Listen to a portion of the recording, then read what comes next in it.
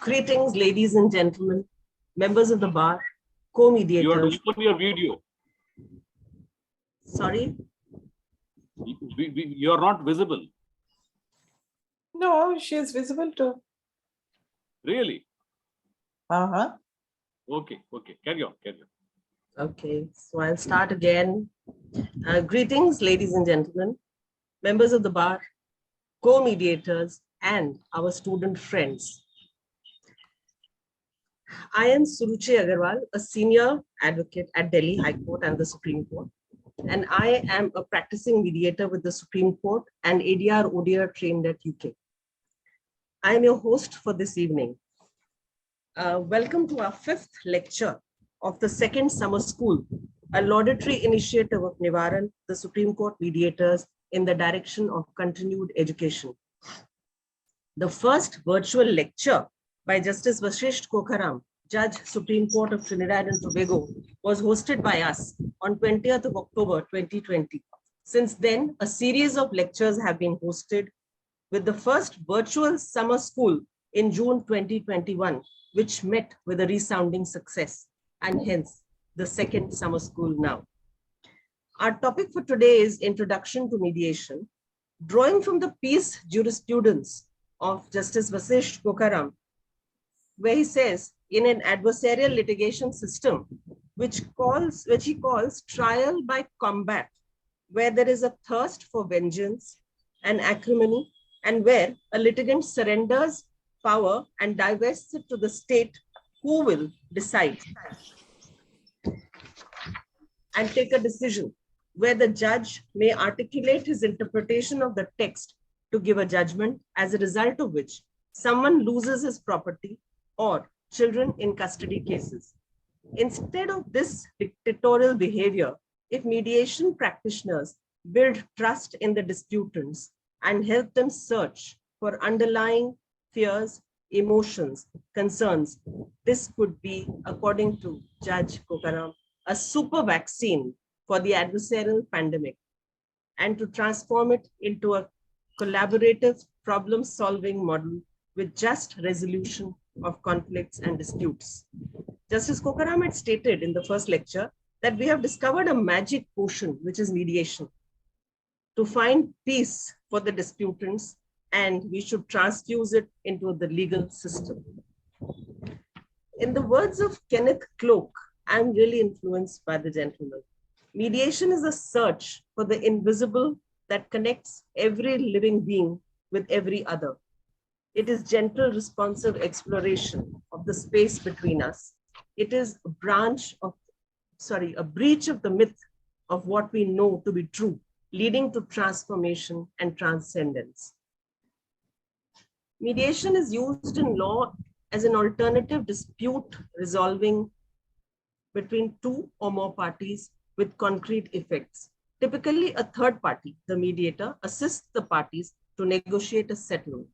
Disputants may mediate disputes in a variety of domains, such as commercial, legal, diplomatic, workplace, community, and family matters. Before I embark upon the venture of introducing our guest speaker for this evening, Ms. Chitra Narayan, I would just like to say that mediation is a structured, interactive process where an impartial third party assists disputing parties in resolving conflict through the use of specialized communication and negotiation techniques. All participants in mediation are encouraged to actively participate in the process. Mediation is thus a party-centered process in that it is focused primarily upon the needs, rights, and interests of the parties. The mediator uses a wide variety of techniques to guide the process in a constructive direction and to help the parties find their optimal solution. A mediator is facilitative in that he or she manages the interaction between parties and facilitates open communication. Mediation is also evaluative in that the mediator analyzes issues and relevant norms while refraining from providing prescriptive advice to the parties. Instead of now venturing into a full discourse on introduction, I will let our guest speaker for the evening, Ms. Chitra Narayan, a passionate mediator, conciliator, and teacher, to take over. after a brief introduction. She will be speaking on the topic Introduction to Mediation, definition and process of mediation, differences between mediation, conciliation, arbitration and litigation, lacunae in and disadvantages of adversarial dispute resolution. Ms. Chitra Narayan is currently a lawyer practicing independently and an accredited mediator in India. Previously, Ms. Narayan worked as a dispute resolution and transaction lawyer and leading law firms in India, and has been a partner of Jyoti Sagar and Associates. Ms. Narayan has been mediating commercial and non-commercial disputes since 2005. She is a certified mediator with Tamil Nadu Mediation and Conciliation Center attached to the Madras High Court. She is also a certified mediator with the ADR Group UK.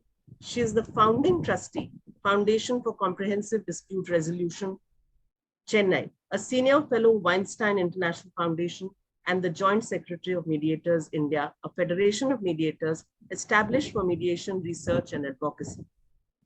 Ms. Narayan was one of the mediators appointed by the Mediation and Conciliation Project Committee of the Supreme Court of India in 2020 to draft a legislation for mediation for India. She is the author of Mediation, Policy and Practice, which evaluates the use of mediation in various dispute verticals, including cross-border mediation under the Singapore Convention. After Ms. Narayan has spoken, we will have a short question and answer session for about 30 minutes. Participants are requested to write their questions in the chat box, which will be dealt with Ms. Narayan, with the assistance also of Ms. Sangeeta Mehrotra, who will also be giving the closing remarks for the day. Ms. Mehrotra is a senior lawyer at the Supreme Court, an accredited mediator and a conciliator with Delhi High Court Mediation Center, Samadhan, and the Supreme Court Mediation Center. She is trained by ADR, ODR UK, SAMA, ODR, and BIMAC. So over to Ms. Chitra Narayan for the day. Thank you so much. Thank you very much. Thank you to Narayan for having me to speak at the summer school this year. I've been asked to speak about the introduction as an introduction to mediation and talk about the distinction between mediation and conciliation. I think I'd like to start with pitching that there is no singular dispute resolution process. There is no linearity of dispute resolution processes. And the next slide, Rohit. And to say that what we have are appropriate dispute resolution processes. Rohit, can you move to? Yes, ma'am, just a second. Or you could just, you could keep it out. I'll share the slides later.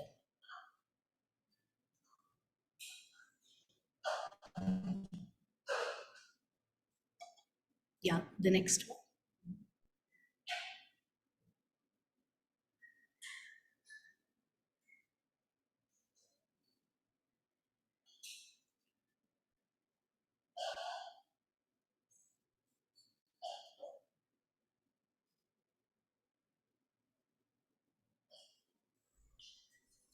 Yeah, I'm sorry about this. So what I would like to start with is by saying that what we have are appropriate dispute resolution processes. And we debunk from our minds the fact that there is, whenever there is a dispute or a conflict, we go to a court or a tribunal to resolve our disputes.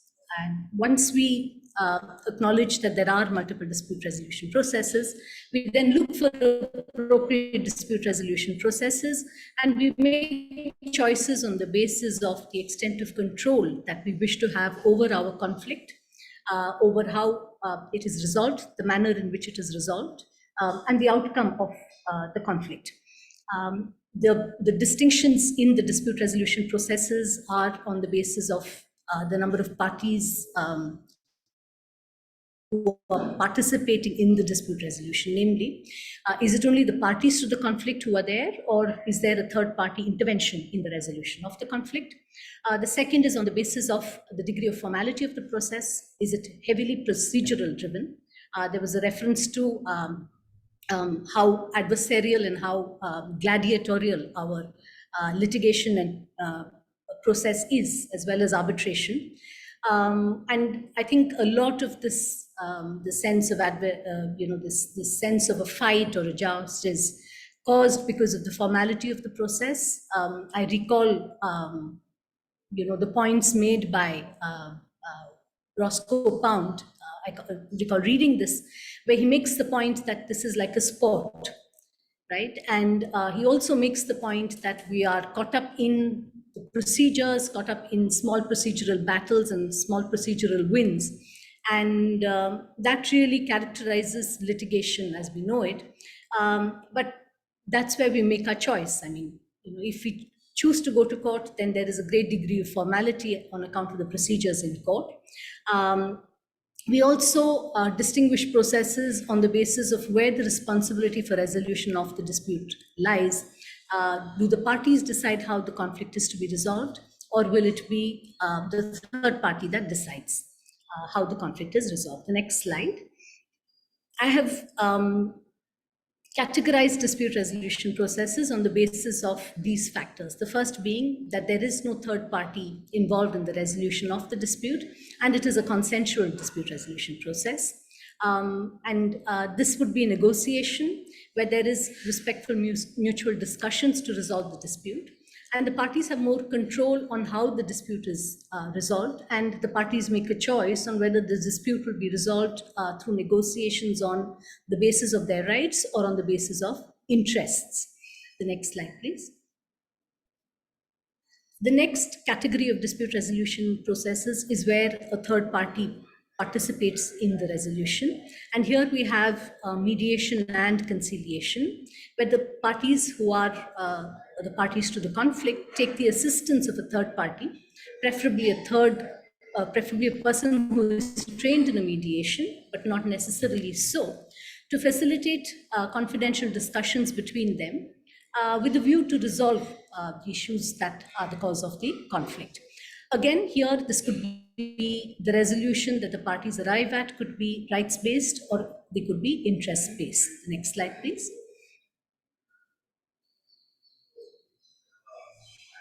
The last set of dispute resolution processes are arbitration and litigation in court.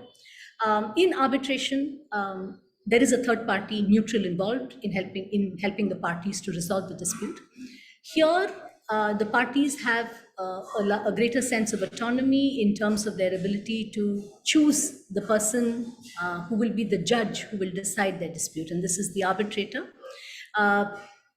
The parties have a lot of autonomy even in terms of processes, namely that they can decide a time limit for the process, they can decide the place where the arbitrations will take place, they can decide the language in which the arbitrations will take place, and they're also free to decide on elements of process, namely that whether it will be a decision that the arbitrator will make on the basis of documents, or will there be oral evidence that will be placed before the arbitrator.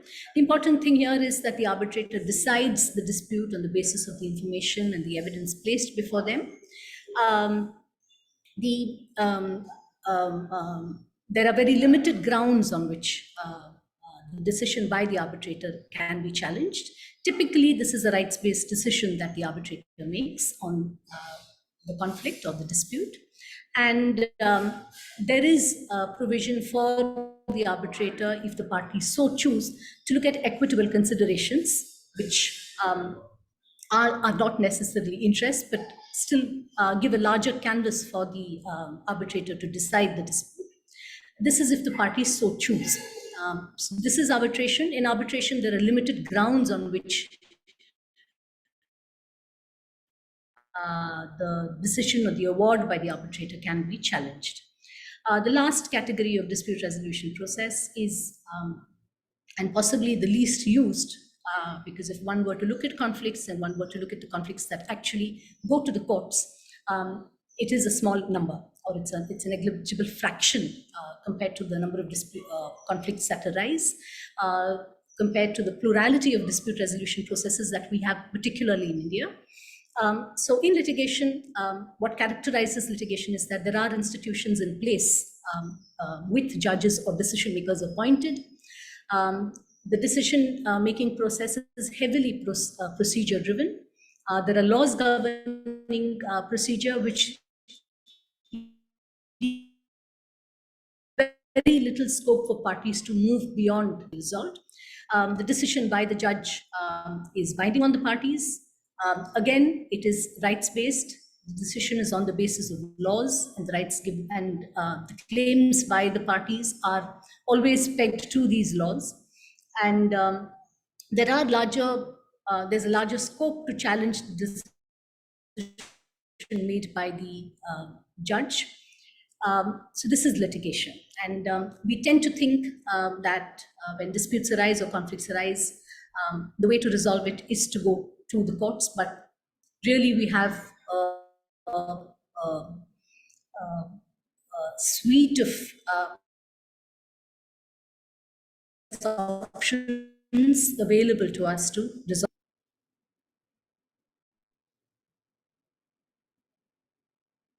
Rohit, can you move to the next slide?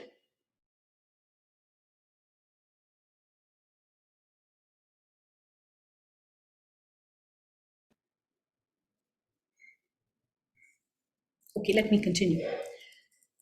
Okay, thanks.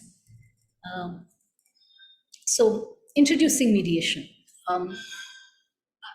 One of the, I pick the definition of mediation from the mediation law in Ireland. And this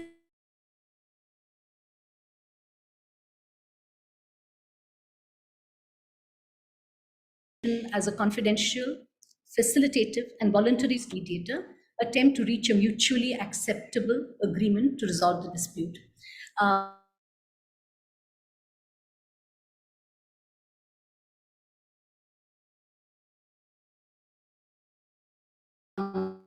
Certain elements that we see of mediation. The next slide, please. So you have the mediation process, and the gears that move it are the fact that it is voluntary, the fact that there is a third person called a neutral or a mediator or a conciliator who's assisting the parties in resolving the dispute. There are parties to the dispute.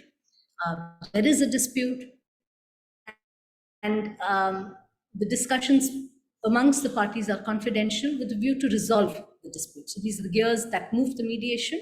The next slide, please. When we compare mediation and arbitration, there are similarities in both, in that both are private dispute resolution processes. And in terms of it being a private process, it being a process where parties define how the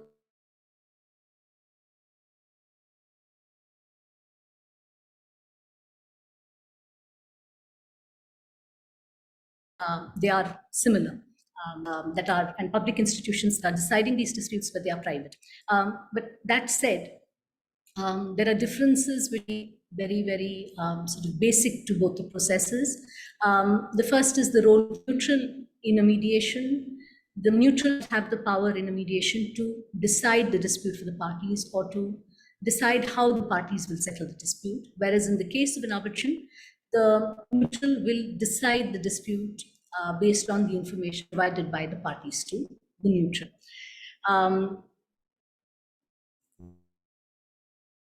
Important distinction between arbitration and mediation is that the mediation the settlement or the outcome in the mediation is not confined or limited by legal entitlements of parties. The parties decide justice in their I'm sorry, I hear that my video is getting frozen. Is it better now?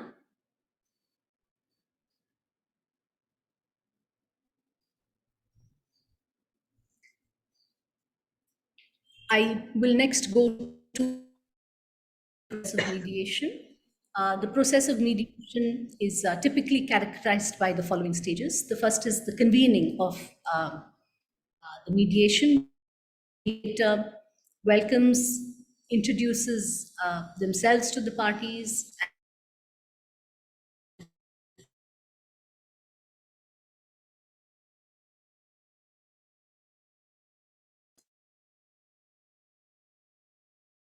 makes the opening statement, which sets out what rights of the parties, which is really important. These are what we discussed earlier, namely the mediation are confidential, that the process of mediation is confidential, and the participation of each of the parties in the process is dependent on their volition. That if the parties do not wish to, that the mediation continues, with the parties wanting to continue or participate in the process of mediation.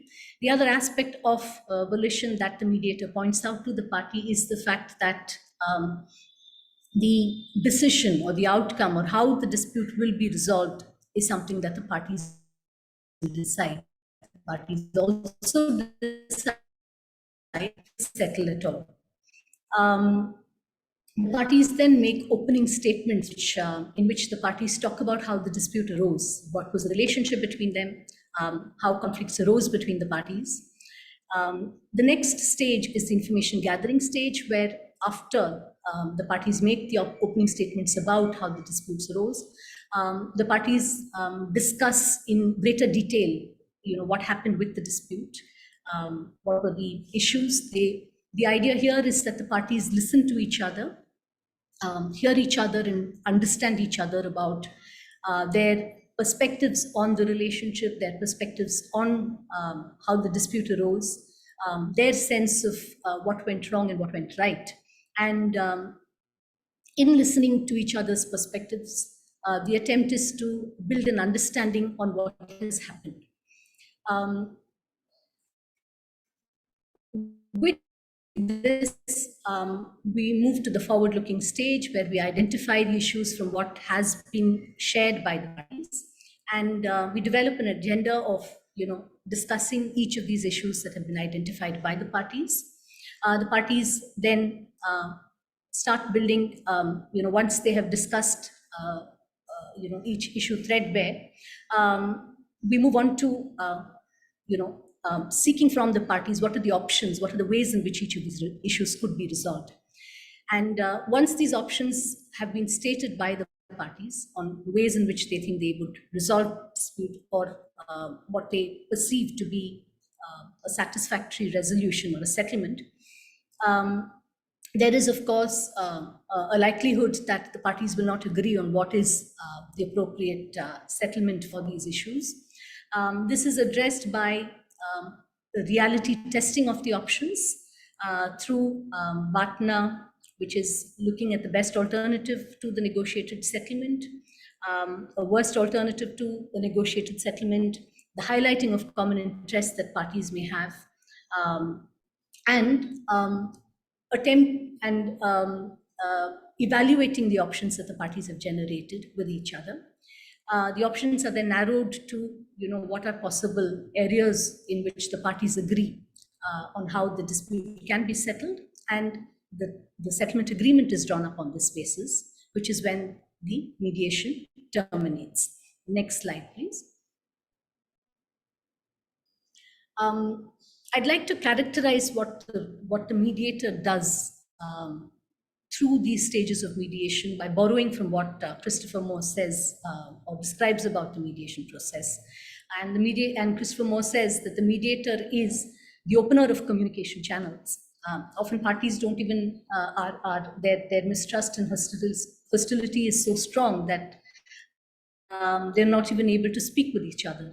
And this is what the mediator does by opening the channel, by helping them, by convening meetings, helping them speak with each other and speak to each other through the mediator. The mediator acts as a legitimizer. The mediator acts as a trainer. The mediator acts as a resource expander for the parties. The mediator acts as a problem explorer. Yes, okay, we see that, there is a disagreement on how we move forward. The mediator helps parties look at other ways of approaching, the issues that they are stuck in. The mediator acts as an agent of reality. The mediator acts as a scapegoat. Often we find ourselves as mediators listening to parties complain, sharing their outrage, sharing their angst about how, the situation is. The mediator acts as a leader. The mediator manages the dispute resolution process. The mediator is a comforter, and the mediator is a repairer of relationships between these parties. Next slide, please. These are concepts in mediation that I think everyone in the audience is familiar with. So I'll move to the next slide.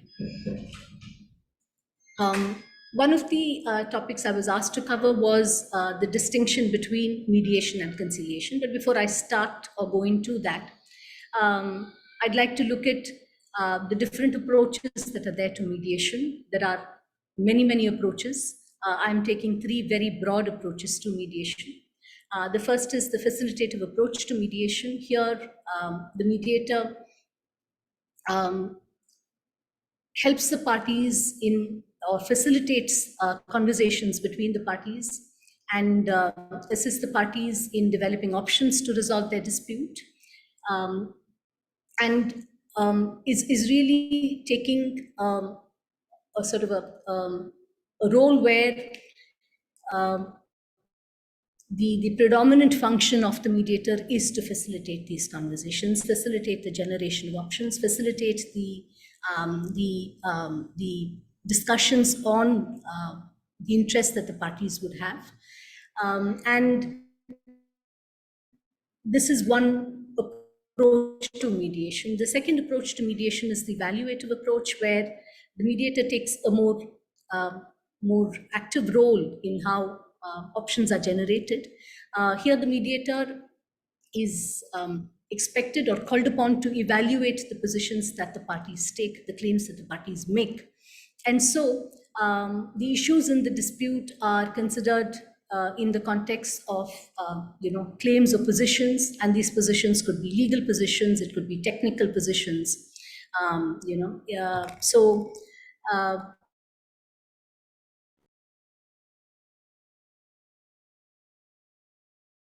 in these disputes, the mediator, legal expertise, technical expertise, say as an accountant or as a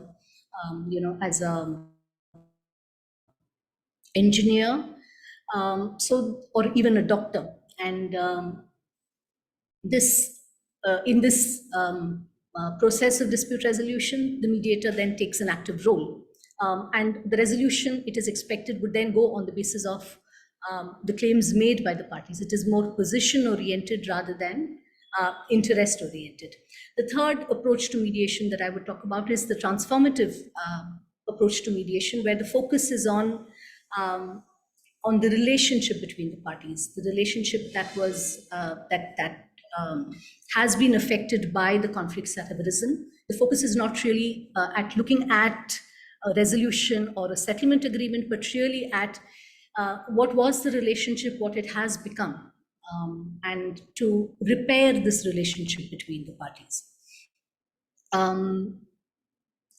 Now, I also I believe that these three approaches to mediation don't, sit in silos. It's often the case that mediators may weave through facilitative or evaluative or transformative approaches when they mediate disputes.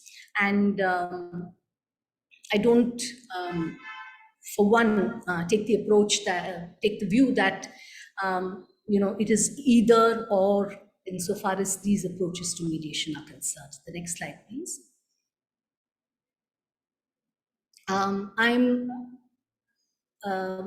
This is a grid that Leonard Riskin drew up in 1996. There were revisions to this, but here this is a grid that he drew up, which talks about the role of the mediator as an evaluative mediator or as a facilitative mediator, and the grid sets out, in the horizontal axis,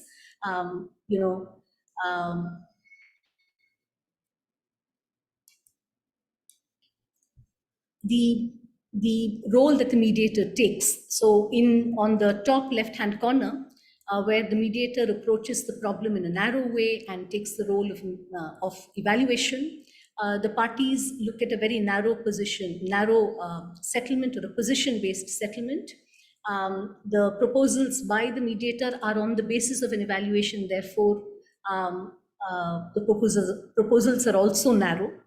The mediator then predicts what would happen in the court, or what would happen if the dispute were not settled here but went to some other dispute resolution process.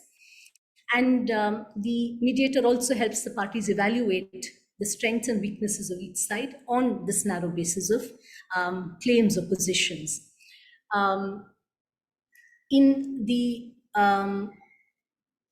narrow and facilitative mode, the mediator helps the parties evaluate their proposals again on a narrow basis, on a position-based basis. On the right hand,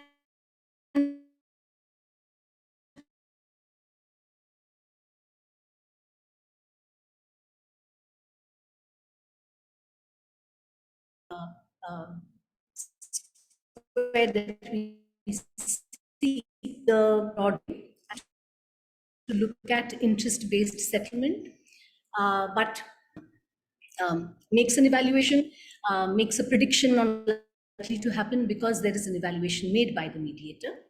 And in the bottom right-hand corner is the broad and facilitative approach to mediation, where the mediator assists the parties in evaluating, but doesn't sort of suggest what is the likely outcome, and helps parties to develop their options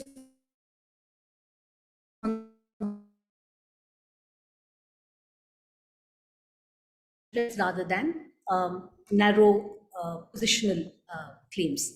Right?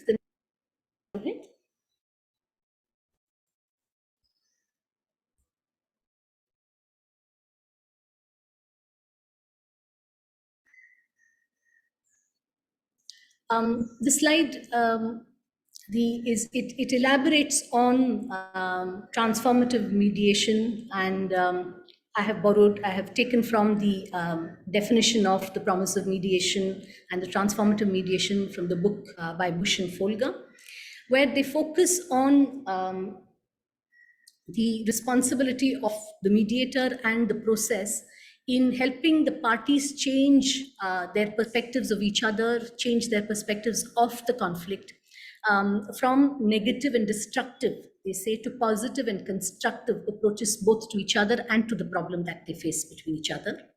The mediator's role is to help the parties make positive interactional shifts through empowerment and recognition shifts by supporting the exercise of their capacities for strength and responsiveness through their deliberation, decision-making, communication, perspective-taking, and other party activities. The mediator's primary roles are, according to them, to support empowerment shifts by supporting but never supplanting each party's deliberation and decision-making at every point in the session where choices arise regarding either process or outcome, and to support recognition shifts by encouraging and supporting, but never forcing each party's freely chosen efforts to achieve new understandings of the other's perspective. In India, we have had two recent sort of origins for mediation. The first is, and they have followed separate tracks, as a result of which we tend to look at these categories or these approaches of mediation in two parallel tracks that don't meet. The first track in which mediation takes place in our country is as a result of an introduction to our civil procedure law, which gave the power to courts to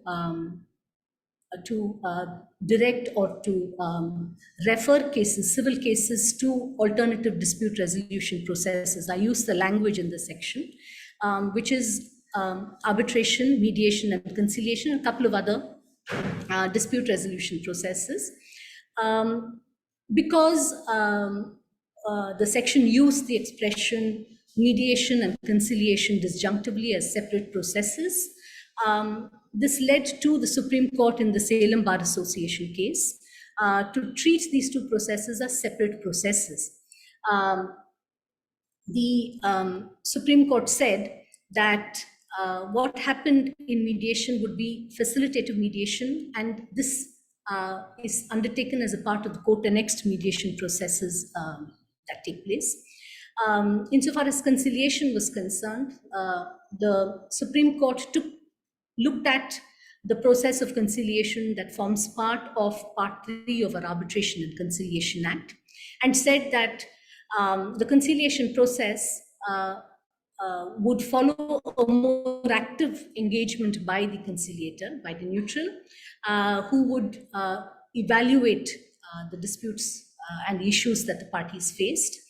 The conciliator could call upon parties to give information regarding their dispute, including documents, including listening to formal statements by the parties.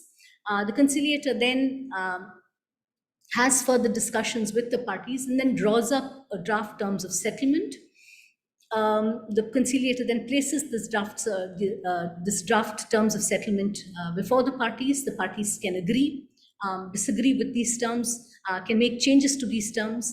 And after discussions with the parties, the conciliator will give a revised terms of settlement. And it is up to the parties whether they agree to these terms of settlement or no.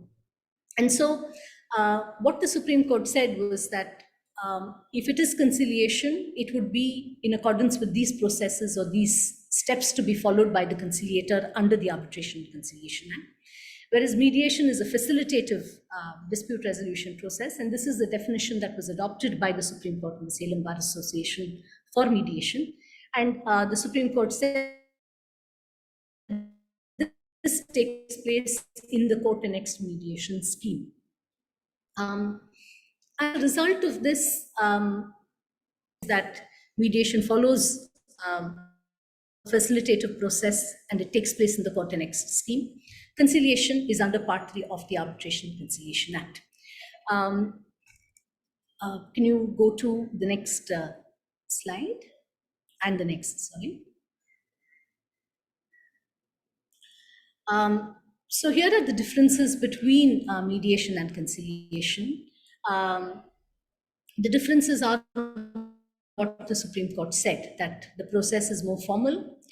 The conciliator can ask for documents and information relating to the dispute, whereas in a mediation, the mediator receives information provided by the parties, and it is up to the parties, the extent to which they will share information, the documents that they may or may not share in the mediation. So that depends on the parties. Here, the conciliator can ask for and receive these documents. The conciliator assists the parties in evaluating their rights, their claims in the discussion. So there is an evaluation. It is more positional. Typically, parties choose someone with some expertise or experience in the sector in which the disputes have arisen. And the conciliator proposes a settlement to the parties. I have said conciliator can propose a settlement because that is what the conciliator can do, but the Supreme Court has said that the conciliator must propose a settlement to the parties. The similarities, I think, outweigh the differences. The similarities in mediation and conciliation are in the fact that both are voluntary processes. The Part 3 of the Conciliation Act emphasizes to a great extent the volition between the parties. Both parties or all parties must agree before conciliation is commenced. The parties choose the conciliator. The parties are free to opt out of the conciliation process whenever they wish. And it is open to any one party to opt out of the conciliation and the conciliation is terminated. The parties decide how the dispute will be settled. Again, the conciliator can only propose how the disputes may be settled, but has no authority to impose a decision or a settlement on the parties. Can you come down, please? The next slide.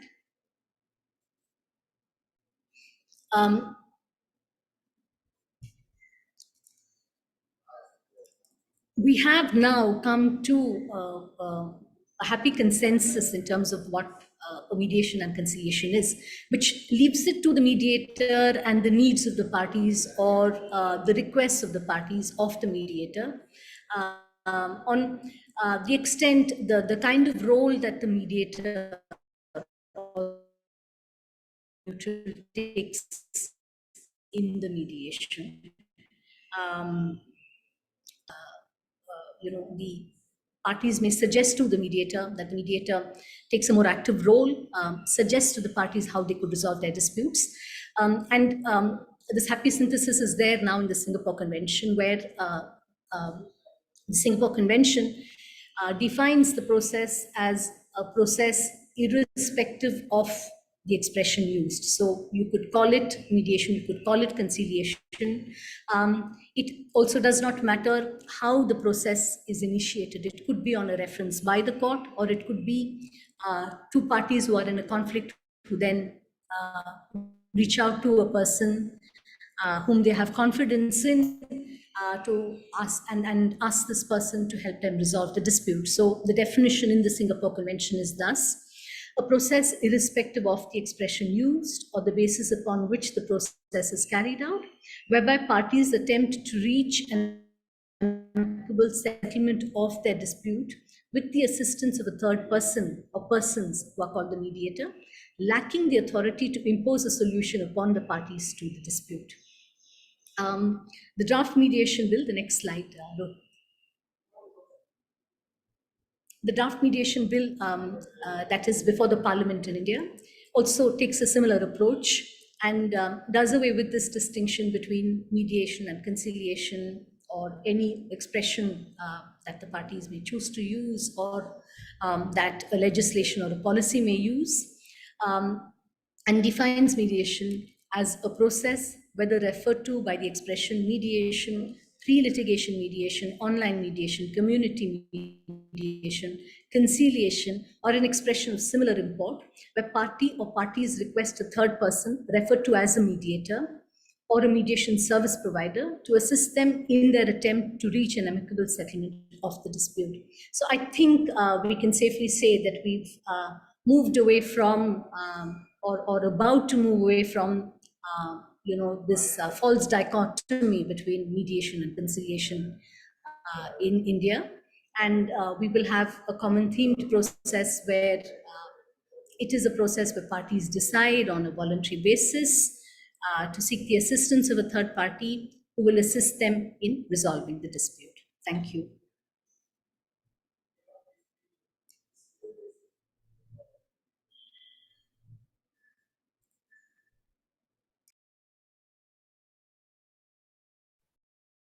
Well, I must thank Ms. Narayan for a very, very thought-provoking lecture. For me, I had really not bothered about conciliation. So before coming to this forum and before introducing Ms. Narayan, I also got down to watching a few of her videos, and that's the first time I really realized that I should be a conciliator also, besides being a mediator. I think that's where the focus should also lie. So I really thank you for these thought-provoking comments and the entire lecture. I think we'll just go to the question-answer session. I find as of now just one question on the chat box, which is a student, and she doesn't know the concepts. She's called Ms. Zara, and she wanted to know about the concepts, Vatna. Because I think the presumption was that everyone here knows about these concepts, but she wrote in the chat box saying that she would like to know something about it. Vatna is best alternative to a negotiated agreement, and Vatna is the worst alternative to a negotiated agreement. In the course of the mediation process, the mediator assists the parties in evaluating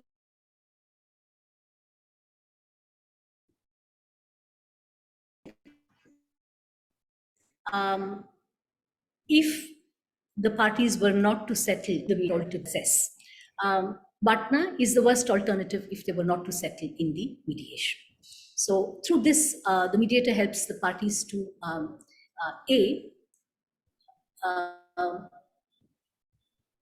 assess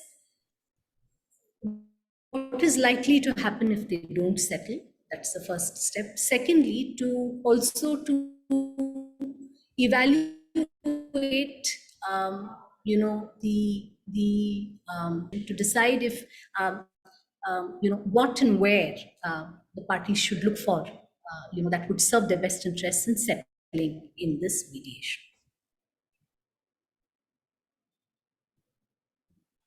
Thank you so much, Ms. Narayan. I am inviting, Ms. Zara also writes that she's understood it. She writes in the chat box that she's understood. Mr. Amin Merchant has raised his hand. So is it a question, Mr. Merchant? Yes. Good evening, Suruchi. I just had a small request for Chitra, and I'd like to pull up that slide where she had Bhatna, Vatna, Malatna. I think that slide, a little bit of information on each of those terms would give a lot of information to all the students also. If I may request Chitra to just go pull up that slide and go through those terms. Thank you so much. Thank you. Can I request Rahul to please pull out that slide? Is it possible, Rahul? Please pull it out. Yes, ma'am. I'm just sharing. Thank you.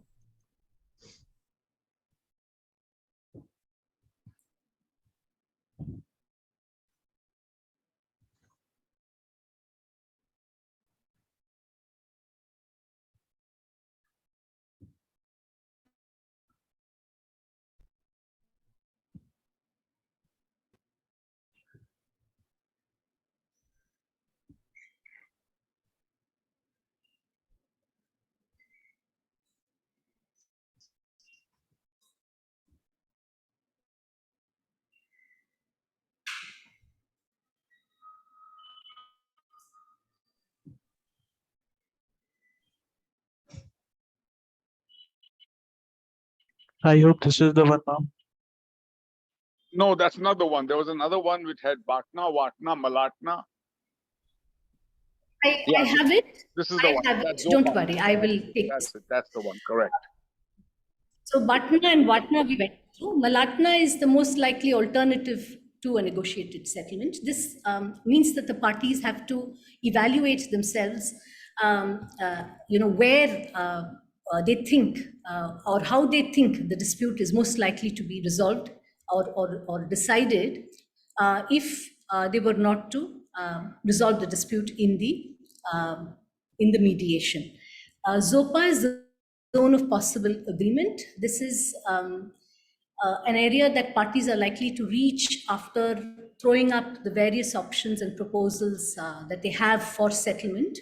And with the narrowing of these options, or over time, as you discuss this, as you discuss the viability of the various options that are discussed, what emerges is some commonality in these proposals and in the options for settlement that are generated, and this is called the zone of possible agreement.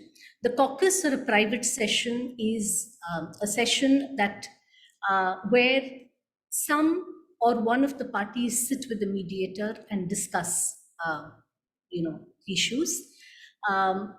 The caucus is called for by the mediator if the mediator feels that the mediator wishes to discuss something with the parties, because the mediator feels that the party may not be willing to discuss certain points, or is not opening up or discussing because of the friction or the hostility that the parties face.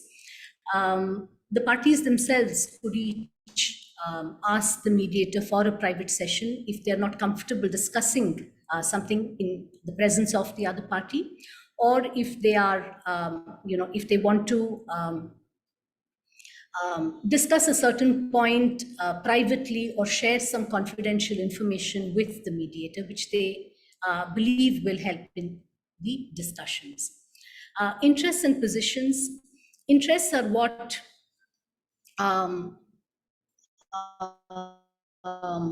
the, okay, let me talk about positions first. Positions are what the parties claim or want or expect on the basis of their entitlement or their assessment of their legal rights, as something that they deserve and that they should get. Interests go beyond this. Interests are what the parties actually need, what would serve their interests in that sense, in the settlement. For instance, a party that has lent money, and I'm using a very simple and basic example. A party may have lent money, and this money, the party in the mediation demands that this money be returned to the party. This is what the party's position is. The party's interest could be that the party needs a portion of this money immediately, because there are certain needs that the party has, but the party can take the balance of the money, the rest of the amount that it is expecting to be paid back at a later point in time or in installments. Right now, when you look at these interests that the party has, that their needs will be served by a portion being paid now and a portion being paid later. This then opens up, a larger canvas for, the terms on which settlement could take place. So the borrower in this case might not be able to pay the money, and might take the position that, no, I don't have to pay this money, which is what one does in an adversarial dispute resolution process, where one always says no, denies, whatever is asked of by the other party.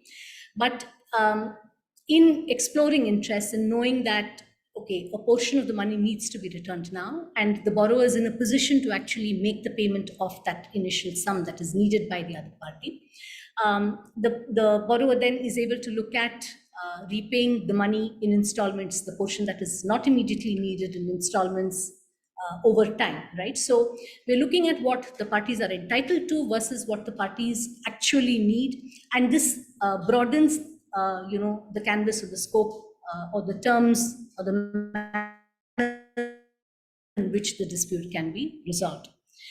The reservation price is the price that is posed first, and all negotiations then are anchored to this, and discussions between the parties flow from this reservation price. The fixed sum versus expanding the pie, or compromises versus collaboration. Going back to our earlier example of money is borrowed and lent. The fixed sum is the money being paid, repaid, or not being repaid, and is there a settlement on whether this money will be paid.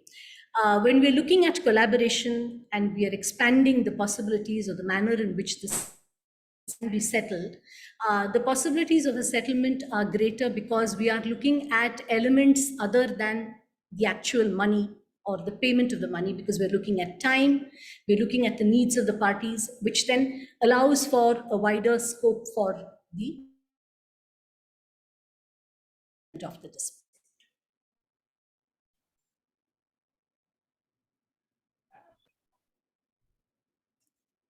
Yeah, thank you so much, Ms. Narayan. There is one more question from Mr. Venugopal Reddy from Hyderabad. He's an advocate. If it is not a court-annexed mediation, either the party to mediation may be knowing the mediator beforehand and may approach him, her. Can this be taken up by the mediator?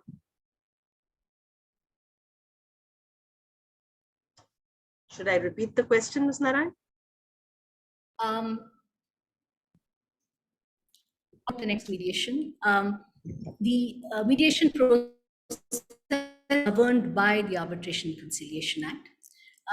It is also possible for the parties to attempt mediation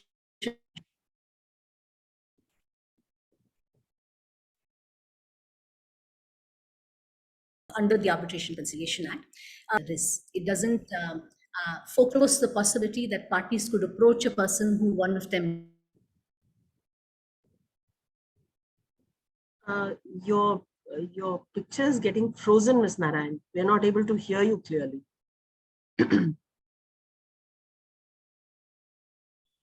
Ms. Narayan?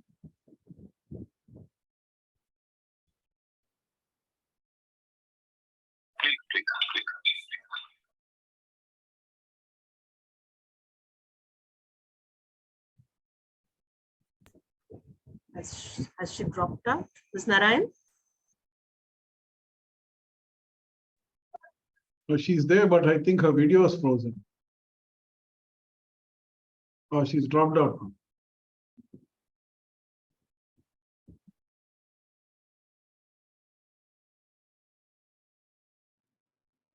Is it better? There's a lot of problem today. I think we should request her. Mr. Santan Krishnan, would you send a request to her? Hello. I'm sorry, this came. Hello. Are you able to hear me now? This is.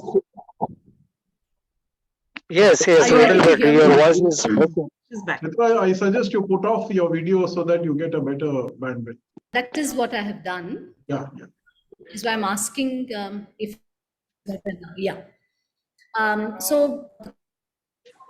Hello. Approach.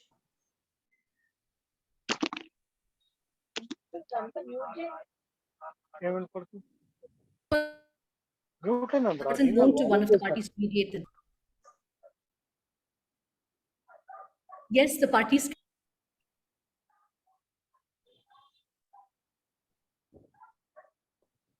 help them resolve the dispute.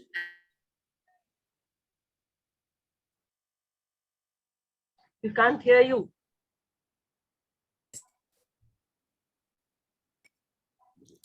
Okay, is it better now? Yes, yes. Now we can hear you. You'll have to respond to that query now.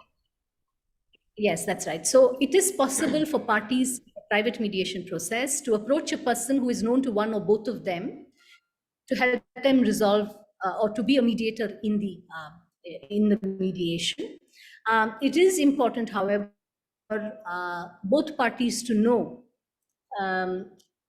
about the fact that the mediator is related or known or is a friend of one of the parties, the nature of the relationship between the mediator and one of the parties, and for the counterparty to accept that despite such relation,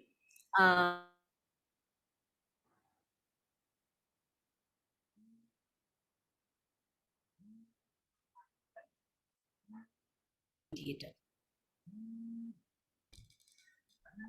Could you hear me? I'm extremely sorry about this problem. Suruchi, can you hear me? I can hear you, but I can't hear Ms. Narayan. Yeah. That is the problem. And I was thinking to take up certain questions. Yes, please do. I think, Ms. Narayan, can you hear us? I can hear you. Can you hear me? I can hear you now, but you know that answer in between got lost. In between So I'm that going to answer. keep my video turned off. Yes. Please Do I repeat myself again on that neutrality? On the I think you take the call because I don't think this person has heard anything out of it. I'm very sorry. No. It is open for the parties to appoint someone who is known to one or both of them as the mediator. If the person who a party chooses as a mediator is known to that party, it behoves that mediator or that person who is proposed to explain to the parties that they know one of the parties or they are related to one of the parties, and this relationship should be explained to both the parties. And it is up to the counterparty then to agree or not agree to the choice of this person as a mediator. Chitra, am I audible to you? Yes, Sangeeta. Sangeeta, yes. This side. There is a question from Advocate Savio Travaso. He wants to know in brief the difference between right-based and interest-based mediation, with a few illustrations if possible. Okay. A rights-based mediation is a mediation where the parties discuss the manner in which the issues that arise, as well as the manner in which they would settle these issues or the disputes on the basis of rights that they have under law.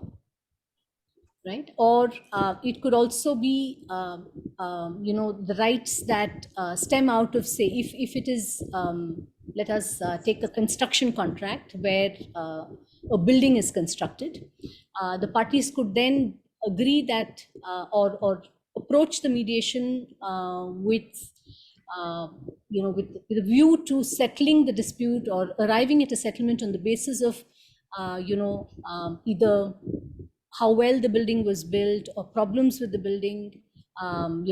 So they rely only on the technical aspects of this construction, or the absence of the construction or the extent of construction, in resolving the dispute, right? So it's either legal rights based or technically what are the rights and remedies. In an interest based resolution of the dispute, let's assume that let's take the same construction dispute, and let us assume that the builder has built certain things, but there is a delay or there are problems with what has been constructed. The parties, as well as the owner and the builder, with the assistance of the mediator, will look beyond the specific issues of was this built appropriately, was this built on time, to look at if we are resolving these issues, we look beyond these aspects to, okay, when we're looking at settling this, do we take into account the fact that there were issues that the builder had, which on account of problems that the builder faced, and will the owner take into account these issues in sort of accommodating a broader broader area in which the dispute can be resolved. Therefore, the owner doesn't only say that you have delayed and therefore you must pay me the compensation. The owner also takes into account the fact that the builder has faced certain problems and will need more time to complete the construction. The owner themselves don't really need the building immediately, and they can provide a longer period of time for the construction to be completed. Right? So we are not going purely by what the contract provides, but you're going beyond to look at the needs or aspects to the dispute or to the resolution that the parties will consider will still serve their interests, not their immediate entitlements. So it can be said it's more collaborative in approach. Yes, I mean, rights-based is also collaborative, but here you are taking into account the needs or the problems or the issues that the other party may face in actually settling it in the manner that a rights-based approach might warrant. Next question from Aparna Sundar. She wants to know which seems more effective, conciliation or mediation. That seems to be my question too.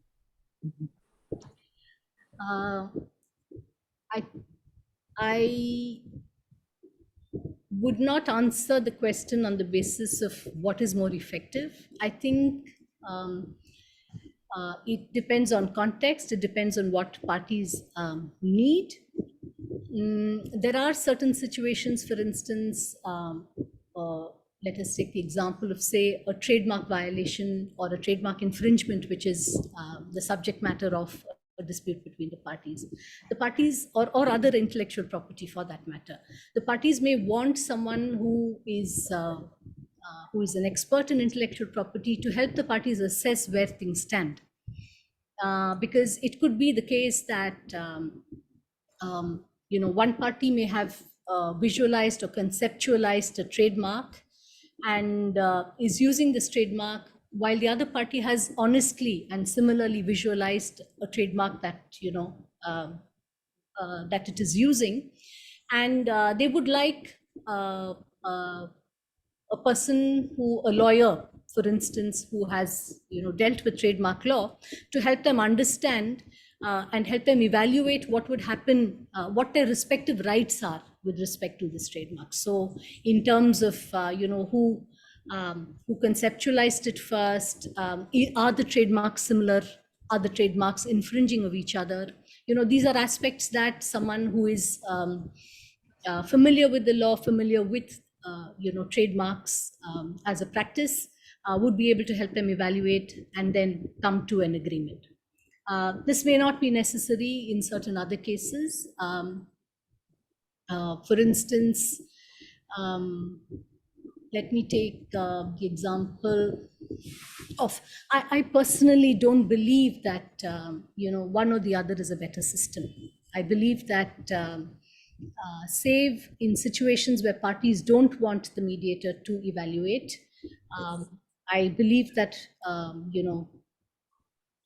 helping the parties evaluate, in fact, that is what happens in reality testing, is something that a mediator does. But I can give you, the one instance that I've given you is an appropriate one for conciliation or for evaluative mediation. I'd like to pause here and then just ask you a question. Do you think this would be more important to have conciliation as is done in the institutional matters? For example, some of the government corporations, ONGC, NHI, etc., are indulging in conciliatory measures, and they seem to be very effective. So actually what you've done is given me another context where conciliation would be appropriate. What happens in government disputes is that the person who is participating in the mediation or in the settlement process, being a government official, is concerned that if this person were to settle the dispute through the mediation or the conciliation, questions could be asked on why the dispute was settled in a particular way, right? And so when you have a conciliator who is an expert in the area or has experience in the area, the suggestions or the proposals for settlement that come from the conciliator then help the government or the official in concerned to then take this proposal, which comes from someone with some experience internally, to be able to assess the proposal, and then to be able to agree to what has been suggested or to evaluate it, to make changes, and then agree to a settlement. And thank you, Suruchi ji, for the NHI example. What is done by NHI in resolving disputes that they have with concessionaires or with contractors is that they have set up conciliation panels, and these conciliation panels comprise a respected chartered accountant, a retired judge of the High Court, as well as retired bureaucrats who form conciliation panels and assist the NHAI and their contractors in resolving their disputes. In so doing, the conciliators actually propose terms of settlement. They help both the government and the contractor evaluate where things would stand, if this matter went to court. And so, thank you. This is another example where conciliation might be appropriate. The next question, can I take, Suruchi? Yes, please go ahead. So Soham Shrith, I hope I pronounce it correctly. He asked, how do you see the future of mediation as far as impending Mediation Bill 2021 is concerned? And the next is, how do you see the procedures in mediation in Indian context to be more flexible or rigid? I'll take the second question first. The Indian procedures in mediation, I'm not very sure what you mean. Soham Shrith, if you are there, you can raise your hand and you can unmute yourself and ask the question.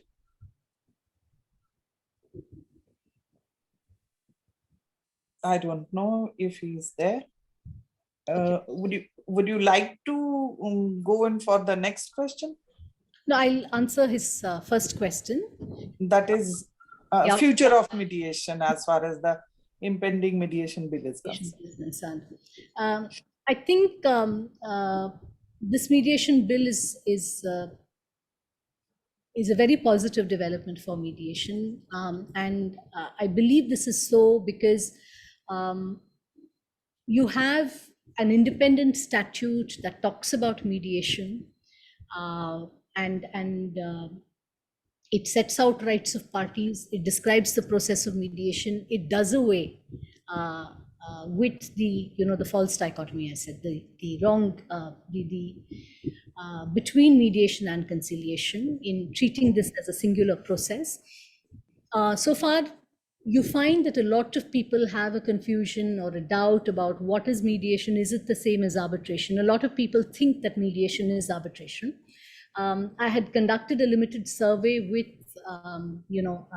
legal counsels or law officers in companies, and the misconceptions about mediation were staggering. So with the mediation bill, and a standalone, an independent law on mediation that is proposed, it informs people about what mediation is. There are a few other aspects of the bill which, if it is passed in its present condition, will support mediation. The first is that parties know what the status or what the outcome of a mediated settlement agreement is, and what is proposed in the bill is that this settlement agreement will be enforceable as if it were a decree of court. This bill also sets out grounds and limited or exhaustive grounds on which the settlement agreement can be challenged. So one can visualize situations where there may be a party who is unhappy or who has a problem with the settlement agreement that they have entered into. And by identifying this and making them exhaustive, there is certainty about the settlement agreement, and there is certainty in terms of the enforcement of the settlement agreement. So you're not just left with an agreement wondering, what its status is. You are able to enforce this. So the third and last sort of reason why I think the mediation bill, not in its present form, but I'm hoping that this is something that the Parliament will be taken up in terms of the change in the bill, is that we have signed the Singapore Convention, which sets out the framework for enforcement of settlement agreements that are international and commercial and arise out of commercial arrangements.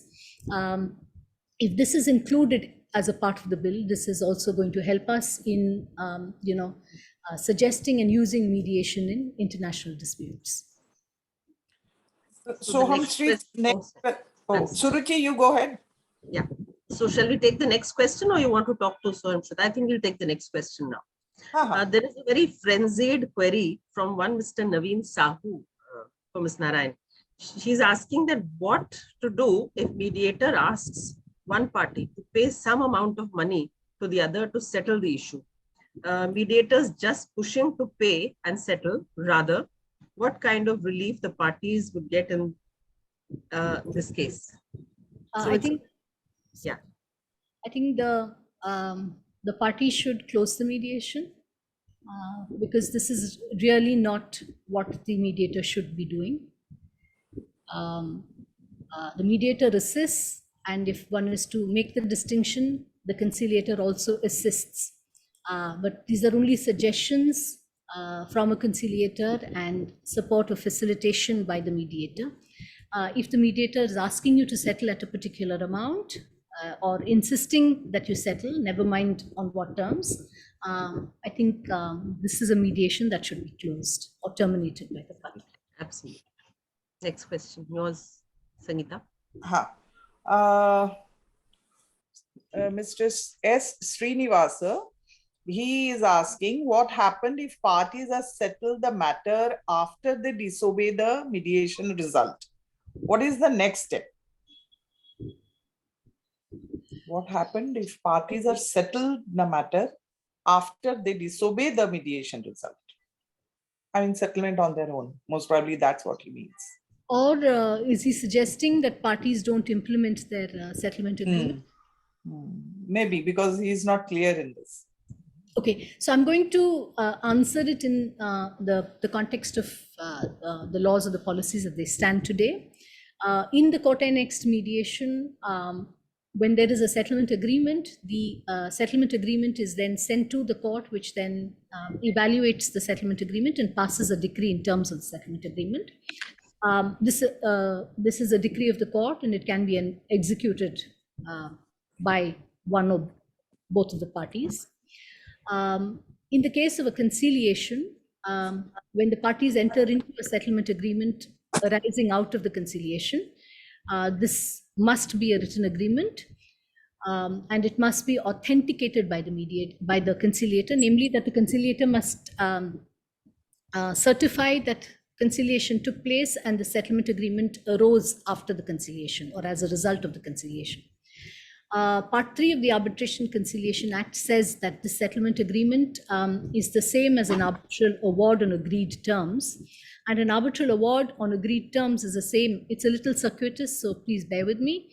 The arbitral award on agreed terms is has the same status as an arbitration award that has been passed by the arbitrator. And such an award is enforceable as if it was a decree of the court.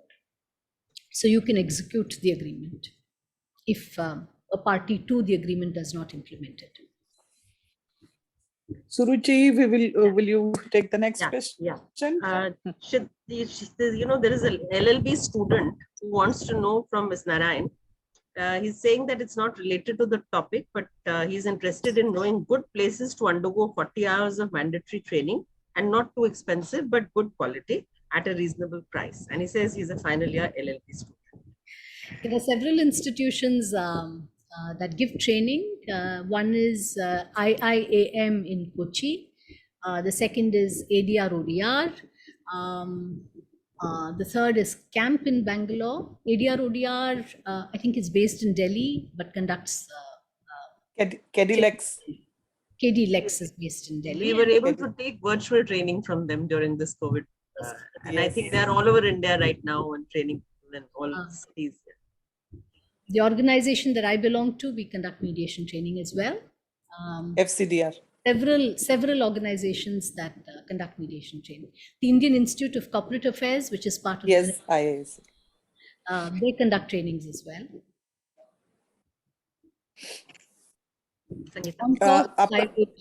On cost, Aparajita Sharma, sorry.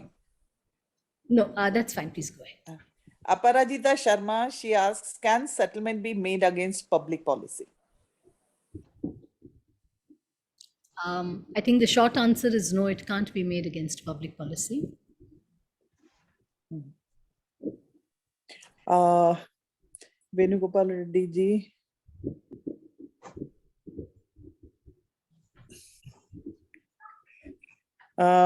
Then I think there are no more questions. I'm sure. Last question you can take, Suruchi, Sivanathan. Sir. Just a minute.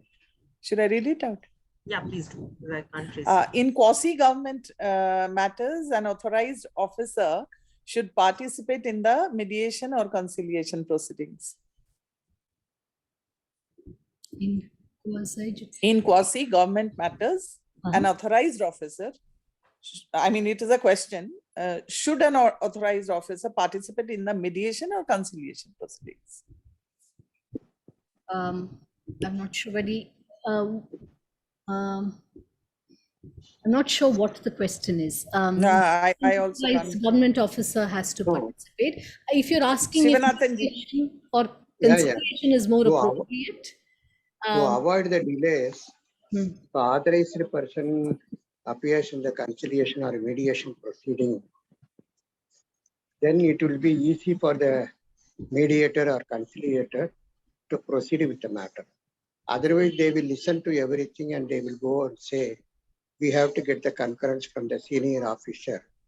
I am not the competent person to sign the settlement award. So to avoid that, we have to get the authorized officer to participate in the mediation and the conciliation proceeding. That will be more easy and advisable. Thank you.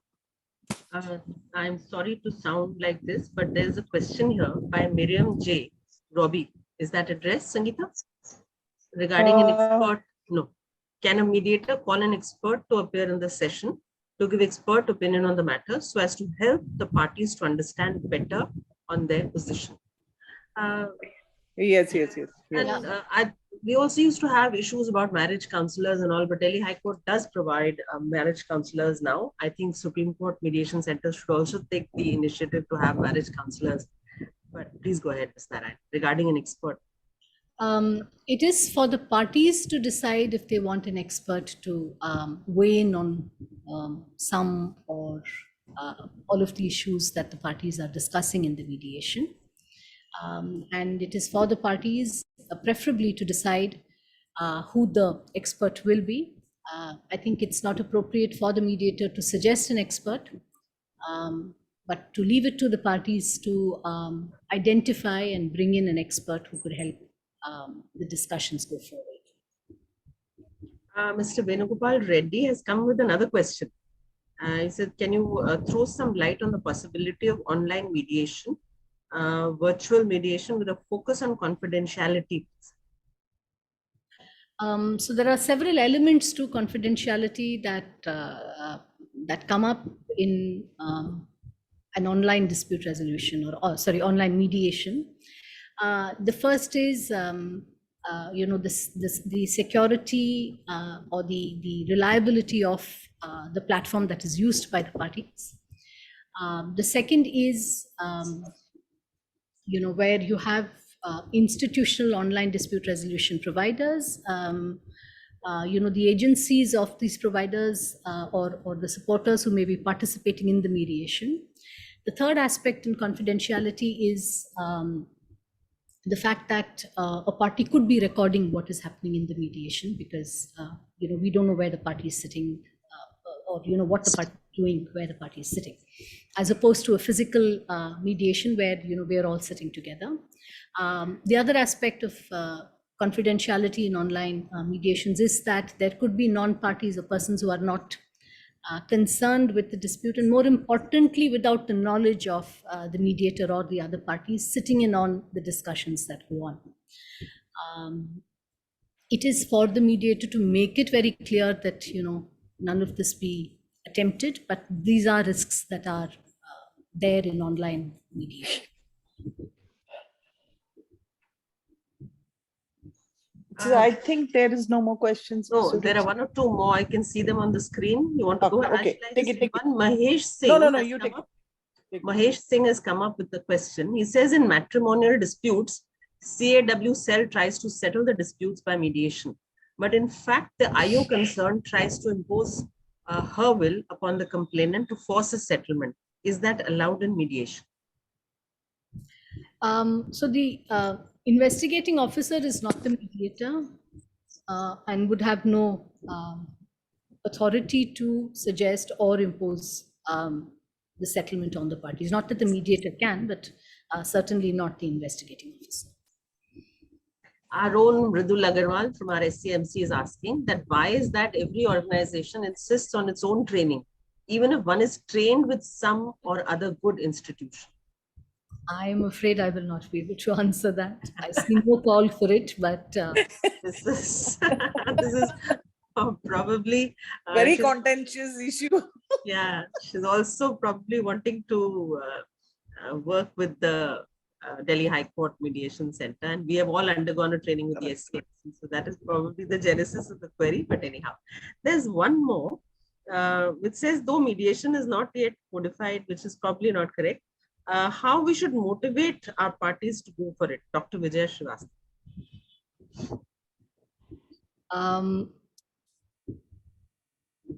I think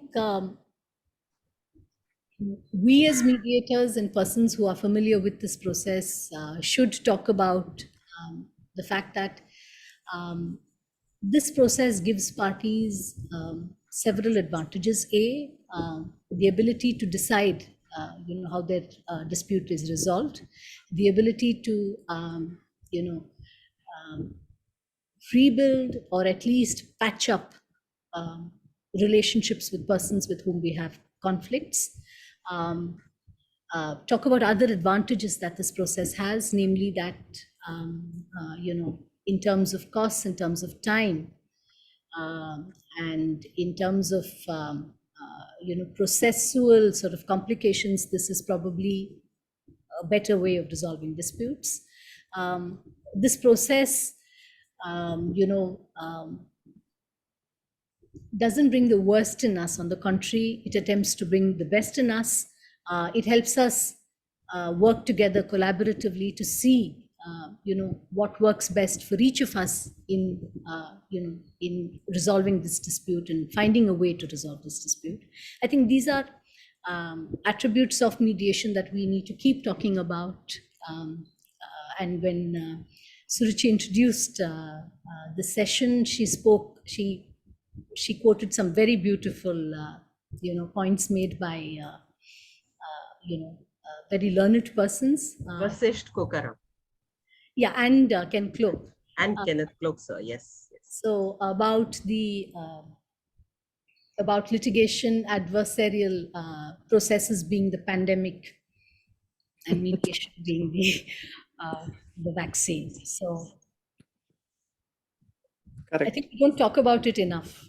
I think if you're asked what you do, I think we should seize that opportunity to really discuss what this process is and what mediation is, and the wonders and the possibilities of mediation.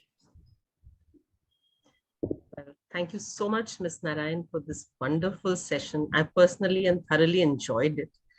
I'll now request Ms. Sangeeta Mehrotra to give the formal closing remarks and a vote of thanks. Yes. Thank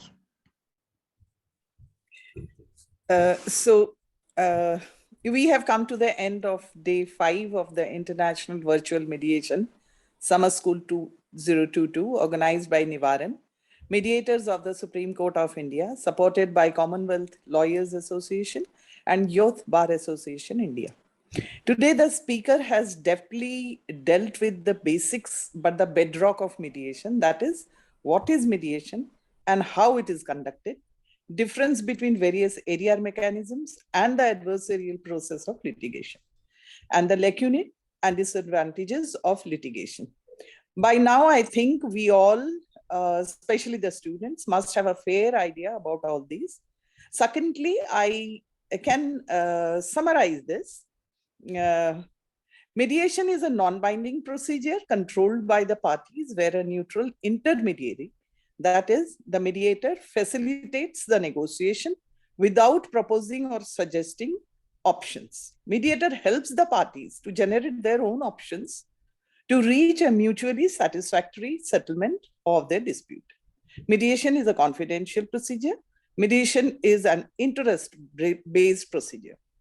Experience shows that mediation is an efficient and cost-effective way of achieving dispute resolution that preserves and at times even enhance the relationship of the parties. Whereas conciliation is a method of resolving dispute wherein an independent person, mainly like Chitra said, domain experts in high-value cases, is appointed to settle disputes between the parties by helping them to arrive at a negotiated settlement. Mediation is facilitative, while conciliation can be said evaluative in nature. Of course, there are evaluative mediation also, like she has already discussed. Whereas in arbitration, parties present case, testify under oath, arbitrator listens to facts and evidence and renders an award. An arbitrator has the power to enforce his decision. Now that I feel that it will be an mediation act, and we will be seeing the enforcement aspect of mediated settlement will be taken into account quite effectively. So that is all I have to say, and I thank Chitra because she has, despite the technical glitches and all, she has answered all the questions. I think, Suruchi, we have taken up all the questions in the chat box. And isn't it? And another thing, we cannot thank less to Nivaran. I mean, cannot thank them enough. Nivaran, the team, that is Mr. Sharma, Mr. Rakesh Khanna, Mr. Santan, and if I do not know, yes, and Mr. Rahul, who is a young Rahul and Rohit both. They have really helped us sailing through without any glitches, absolutely excellently. And I personally expect that Nivaran will take up more, I mean, the training, through training, these kind of schools, through these schools or virtual training, particular aspects of mediation in detail. So it will help us a lot. That is from my side, I think it will be necessary. And Chitra, thank you. Thanks a lot. Thank you very much. Thank you so much. If you don't mind, there is some Mr. Masoom Rathod who's asking for your email ID. We can give it to the chat box, no? No, not without her permission. No, Yes. obviously that. Yes, we can. Thank you so much. Thank you all. Thank you, everyone.